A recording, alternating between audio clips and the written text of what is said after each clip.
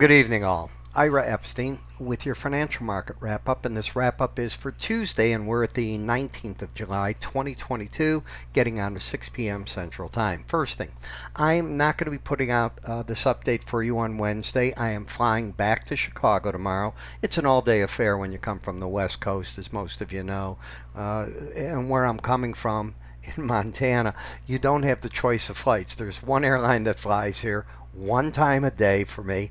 I'm going to be on that flight, and therefore I'll be stuck because it's about 3.5 hours, 3 hours back to Chicago, rush hour. By the time I get home, get settled in, no. So no update tomorrow. Everything starts back to normal on Thursday morning. Now remember, tomorrow you're going to hear in the evening the Japanese Central Bank monetary policy decision. Thursday morning, you get the European Central Bank. You have some housing data coming out first thing in the morning tomorrow. But more important, one of the things I've been telling my traders is on Sunday, this past Sunday, I wrote them in my full research report, and I said, guys, what I'm looking for is a bump this week. It would be very unusual to go into these central banks and not get yourself a bump to the upside, be it in the euro, be it in the stock market.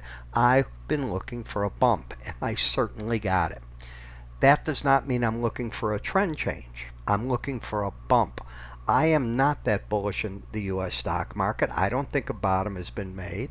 I realize the Bank of America did a survey and they're saying capitulation's taken place. Okay. We have to get through this hike next week by the Fed. Then we have to see how the data looks between then and the September FOMC meeting. And then we take a look. Okay, did the market on its own take care of inflation? You know, the cure for inflation is typically high prices. High prices shut off demand. Now you'll say, well, that doesn't shut off labor and so on. Believe me, it does. You already saw yesterday Apple say that in certain divisions, they're not going to replace people. They're going to let the attrition take place, and they're not going to beef up those divisions. Now, that's not everything in their company, but I've been telling you, if you run a company and you lose an employee, you make do with that loss. You're not going out and hiring like mad. There's only so much that you can pass on in prices before your profit margins erode, and you're there in many areas. And then the consumer says, you know, I really don't need this. It's a little too high. On the other hand, you're also at a pretty good area right now in things where if we take a look at it, fuel prices have stepped back, right? I'm watching it. They dropped the nickel while I'm here in Montana. And you'll see these things going on.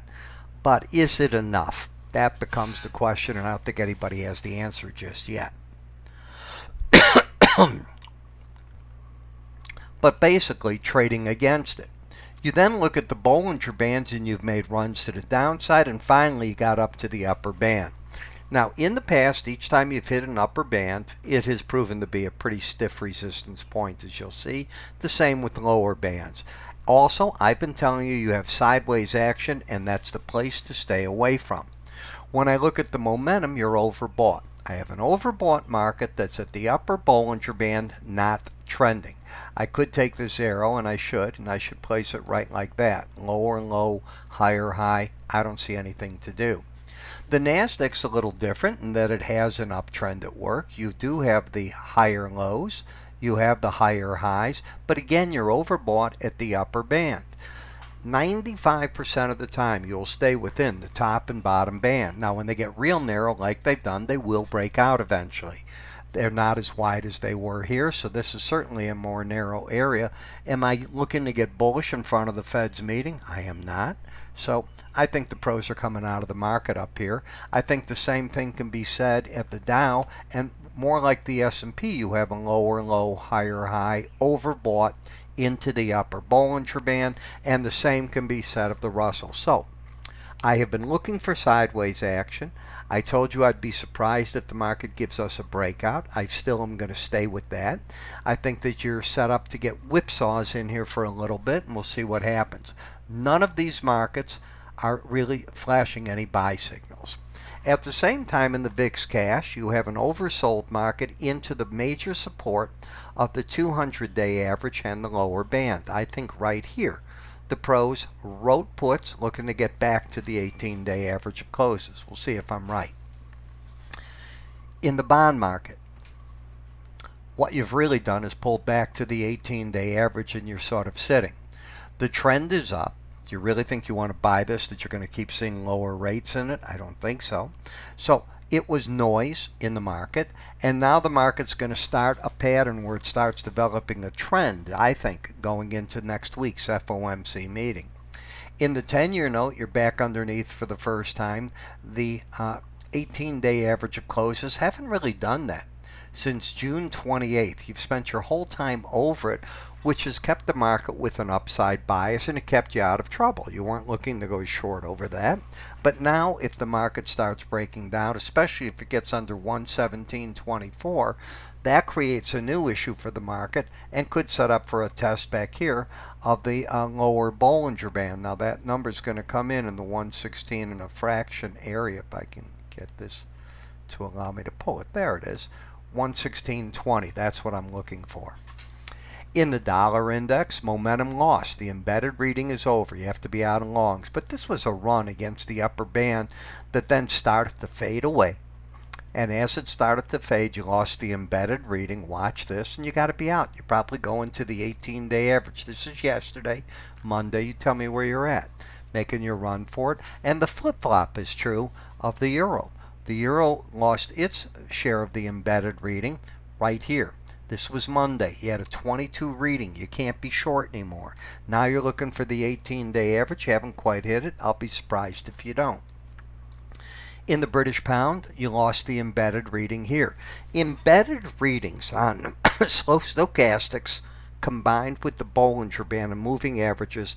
Folks, if you don't understand how to work with this, I promise you, in my opinion, if you were to sit with me one-on-one, I tell you you're trading with your left or your right hand strapped behind you. You can't hit the keyboard, enter your orders, or do anything. That's the equivalent of it. Nothing works all the time, but when you get high percentage things that happen over and over, and they tell you about momentum, and momentum often, in fact, I think momentum leads price just about most of the time. I'm not saying all the time, certainly, but I would say 80% of the time or more. And I'm throwing these numbers out from just my observation of watching these indicators for decades, not for a year, not for a week, decades. And learning what they do, and they become second nature to you. And I put that course together so that you can do that yourself. I don't want to do it for you. I want you to do it. Bitcoin, up and away, but over the upper Bollinger Band. What are the odds of staying over the band? 5% of the time. I wouldn't be surprised in the morning you come in and you look and you're under that band again. In the Brent versus WTI crude, notice how it just keeps moving to the upside. What did I tell you about President Biden's trip to the Saudis? He'd come back with nothing. And I know his envoys will say, no, they're going to do something. Let's talk about what they're going to do. They'll have a meeting. We're going to increase production. Fine. So right now, with OPEC Plus, you are shy of meeting quotas by 1 million barrels a day. Why don't we say that we'll go up and we're going to increase production by another 200,000 barrels a day going forward for the next 3 months, 6 months. I don't care what make it up. They're not going to hit it. So maybe they'll pick up another 50,000 out of that number. So instead of 1 million a day, they'll be at 1,000,001 a day that they're in neglect of it. Don't fall for the politics. They don't mean anything. Read the EIA numbers. Watch what the numbers are producing, what OPEC is telling you they're producing. American propaganda is just that when it comes to this. It's politics. They want you to look, they want the president to look good. He doesn't look good. We have a terrible energy policy. It's that simple. The man screwed everything up. Can I be clearer? And the WTI crude, you're up right now to key resistance of the 100-day average and the 18. Now, if the market can clear 102, gets interesting because you break the downtrend. So this is where the battleground starts. This is where people that are bearish are selling. This is where the bulls want to push it through the 102 to prove them wrong. Let's see where it goes. Now, I know you hear me talk all the time about my enhanced Bollinger Band course because it's so important. Yes, I developed this. You're not going to find it from another developer. It's my interpretation. I believe it's very good. I think it gives you an edge in spiders, ETFs, stocks, and futures markets. A chart is a chart. If you can put moving averages, Bollinger Bands, and a slow stochastic study on, boom. How do I teach it? I teach in a video. So what we do in the course is you're going to see the videos, you're going to see how to do it. We give you, make sure you have the charting software so you can do the same thing. And then for a short period, I give you free access to my ETF and my morning futures videos. Why? I want to reinforce in real time what I'm seeing each morning. So between the videos, the reinforcement, away you go. It's inexpensive. I believe it will stick with you for a long time to come. To get it, it's simple. You can click on the top right up here as you're watching this if you're on your monitor, or you can go to our website at www.iraepstein.com under the word education, or give my staff a call. I'm Ira. Have a great evening.